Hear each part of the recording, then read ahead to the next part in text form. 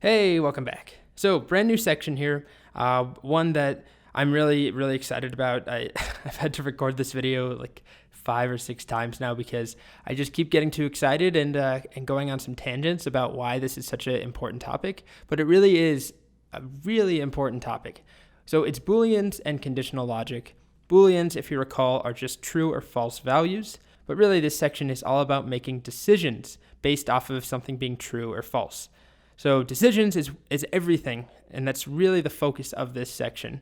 So if you're like me and you suck at making decisions and you regret things and you look back years later and you wonder what if, you don't have to worry about that because in Python, things are cut and dry.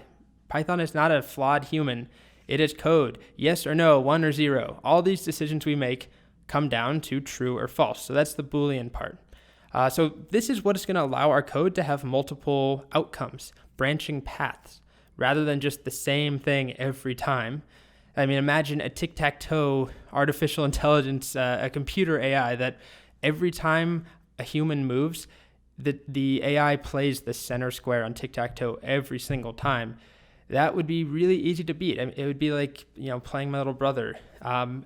Instead, if we allowed our AI to make decisions, it could evaluate the game board and do things like, if the human opponent is about to win the game, block the square, prevent them from winning, and so on. Basically, decisions are really important.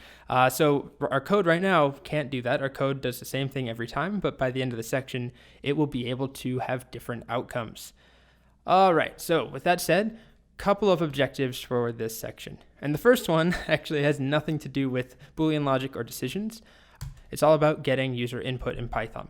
So this is something that in the last video, in the last section, I actually introduced, but a lot of people, in my experience, some people skip through the code along sections. So I wanted to add just a little video here so people would see how we get user input.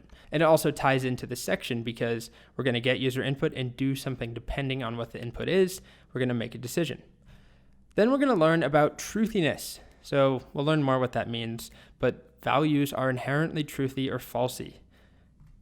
And then we'll learn how to use comparison operators to make a basic program. This is really the bulk of this section. How do we make decisions in our programs using what are called comparison operators and Boolean logic?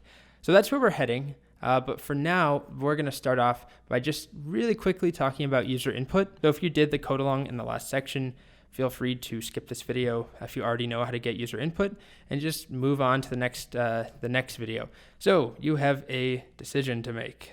Yeah, that's pretty terrible. You can watch the next video on input or skip ahead and we'll dive right into conditional logic.